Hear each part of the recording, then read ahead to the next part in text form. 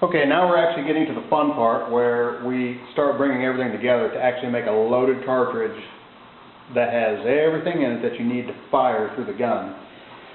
Now, I talked a second ago that this gunpowder was kind of unusual. Now, the reason it's unusual is because the burn rate properties of this gunpowder match those of black powder. However, it is a truly smokeless powder, so you don't have the smoke, you don't have the nasty smell. You also, most importantly, don't have the gunpowder rotting your rifle apart. Black powder, true black powder, when you fire that, it can destroy your firearm if you don't know how to clean it or don't clean it good enough. It just rust the thing solid. This stuff is a truly smokeless powder. The name of the powder is Trail Boss, and it's produced by IMR gunpowder. Again, the name of it is Trail Boss.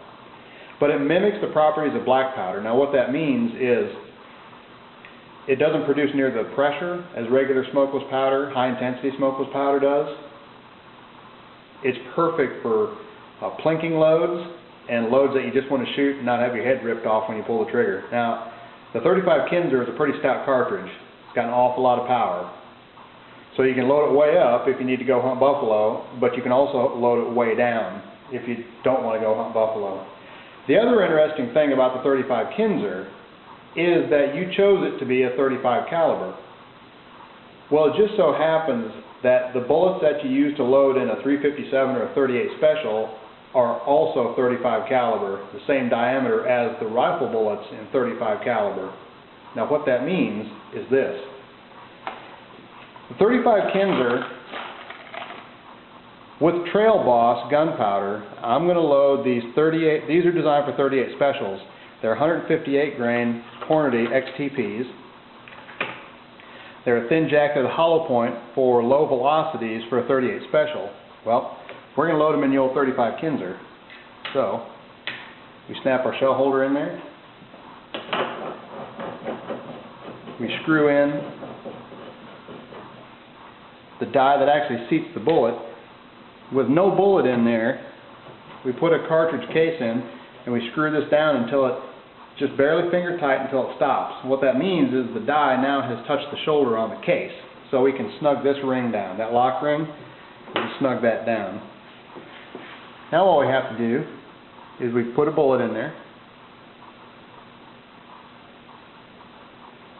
kind of hold it until it gets up in there, run it up in the die, it starts to seat the thing. Now this top piece, can you see that in the video? You can't see it. Okay. Have a standard lock ring like the other forming dies had. This top piece up here that's threaded, that's what actually pushes the bullet in. So we screw that down, it'll push the bullet in further and further.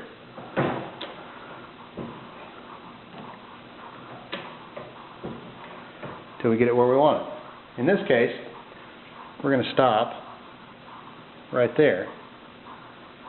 Odd looking little case maybe, some people might say. However, now once you get this set, there's a little lock ring on top, you can snug that up, it won't go anywhere. So we're going to load these with 38 Special bullets. There you go, boom. Now these are ready to go in the gun and shoot. Now these pistol bullets are going to come out of this gun probably close to 2,000 feet a second, which is a whole lot faster than what they were designed for. Now what that means is these thin jacketed hollow points coming out of roughly 2,000 feet a second are going to hit like Joe Louis on whatever they touch.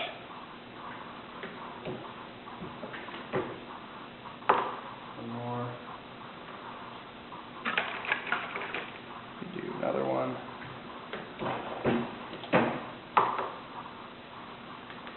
And the last one.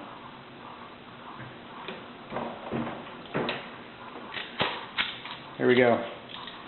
And what we've done is just loaded 6 rounds of 35 Kinzer with 158 grain Hornady XTPs with Trail Boss.